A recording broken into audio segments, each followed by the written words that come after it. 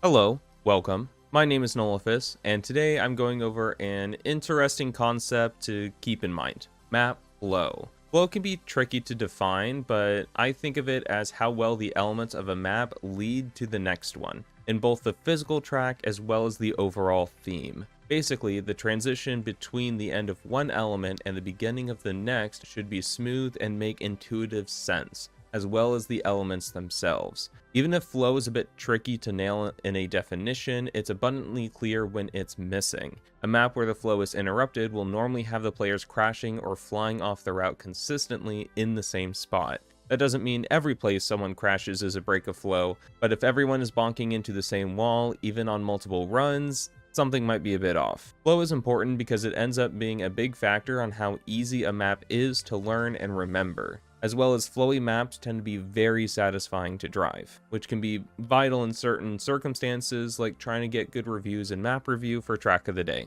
So with that in mind, I've split flow into two categories: the physical properties and the thematic ideas. And without further ado, let's get started. If you've seen some of my other videos, then you've probably heard me say the fastest line through a turn should be the correct one. Someone told me this when I was looking for feedback on a tech route, but I think it applies well to all styles, especially if I change one thing and specify the fastest line through an element should be the correct one. I think it's fantastic advice and really helped my ability to intuitively guide the player through my maps, which is what flow is all about. But what does it mean? To get a little more specific, the fastest/most efficient line through an element should be the one the mapper plans for and builds around. Take tech, for instance. Here's a typical turn, and here's the theoretical best line through it. You'll notice it goes from outside to inside and back to outside. The following turn needs to take into account that the player will be on that side of the road and be built with that assumption in mind. If it's not, then a lot of crashes will happen on the first few runs, or force the players to slam on the brakes in order to continue, effectively punishing the players for trying to drive well. And I've said it before, punishments aren't fun. That goes double for when a player knows the route and is trying to set a good time. The elements are now much more familiar, but if the lines through are too janky and frustrating to try to get right, then where's the enjoyment the player is supposed to get out of your map? As the skill of the driver on your map increases, the satisfaction of the map should as well. They should still be crashing, but those crashes should be because they're pushing for the best lines and mistakes are going to happen, not because the player is fighting the track itself to stay on course. So think about where the players are most likely to be and build accordingly. Another reason to pay attention to what the fastest line will be is to better control the speed of the players. This is where you'll encounter accidental gear ups.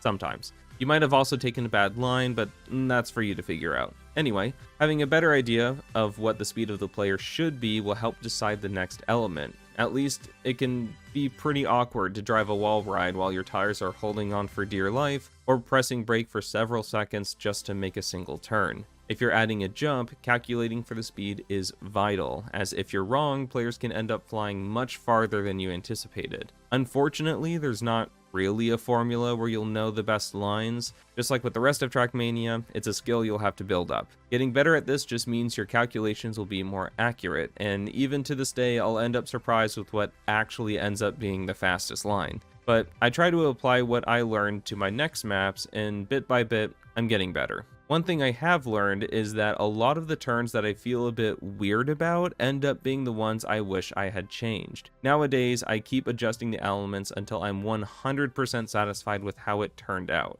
and I think my maps are all the better for it. So pay attention to what faster players are doing, and listen to your gut if something feels awkward or wrong with the route. Learning how to string the elements of your map together is just one aspect. Another is deciding which ones to build in the first place. This is part of the reason to choose and stick to a certain style, as having the consistent idea throughout the route helps make it feel a lot more cohesive. At least, I think having a Gear 4 tech section in the middle of a full speed route would get some people complaining. Even if you're not building with a specific style in mind, it's still good to pay attention to what ideas you're exploring in the route. If you have a wide platform dirt map and stick in a precision ice section, it might end up working pretty well, or the precision ice could push more casual players away while the platform dirt could bore more experienced drivers. I'm not saying maps can't try to combine two different styles in an interesting way. I mean, it was even one of the tips I gave in my video all about how to start mapping, but it's more about a mixture that the route has multiple parts of each versus slamming a couple turns down that come out of nowhere.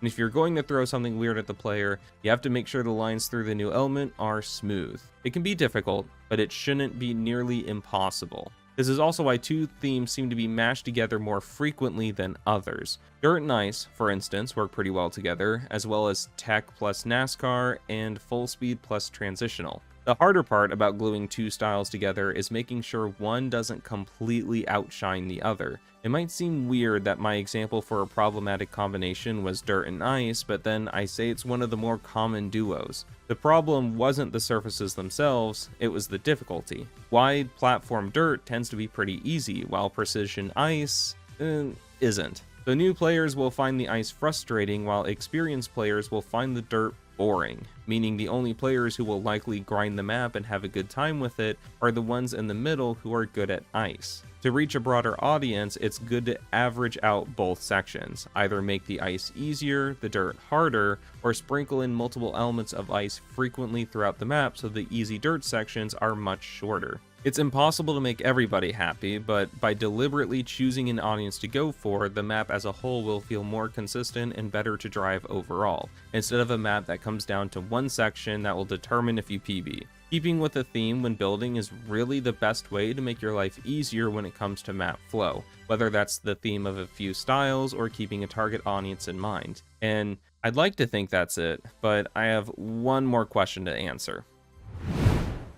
Normally, this is about where I would end the video. I covered flow, what it is, and how to build with it in mind, but there's one more question I have to ask. How necessary is flow? Obviously, I think it's important. I'm making an entire video dedicated to it, but there are plenty of beloved maps that don't have good flow. Probably the most prominent being the World Tour maps. Those tracks are full of flow breaks. Whether it's very janky elements, forcing players to slam on their brakes for several seconds, or not sticking with any sort of theme at all. They aren't the most cohesive routes out there, to put it mildly. So does that mean they're bad maps? And if it doesn't, does that mean flow isn't that important? Well, I don't think they're bad maps, and I think flow is important. Just like with a lot of my other tips, it's all about context. In other words, where is flow important? Flow is most important when learning maps. An element or two can be janky, but players will learn that it's there after a few runs, and get pretty good at it after a bit of practice.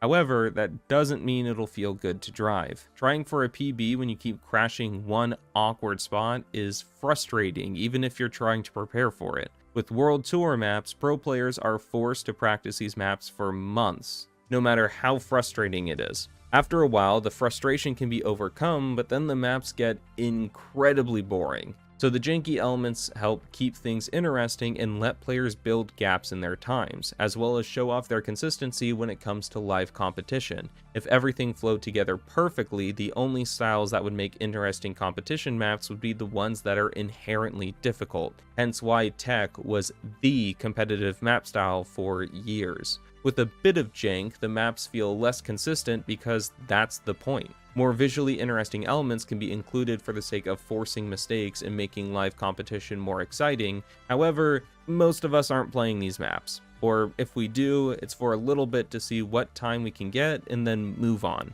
Without the promise of large cash prizes, most of us have to get the attention of players by just building good maps. Maps that are interesting, fun, and feel good to drive, and that's where flow comes in. Especially if you're going for good scores in map review, as the limited time there has the players relying heavily on their intuition to be able to get a good idea of what the map has to offer. If your route is really struggling for flow, the players aren't driving long enough to remember the route and figure out how to take things smoothly. And even if people are driving your map on their own, you want to keep their interest and not turn their play session into something that's frustrating. It might not matter as much for big competition maps, but most of us aren't building those. So if you get feedback that one section is too punishing or the route feels janky, take a look at those lines and difficulty curves. It might be a break of flow.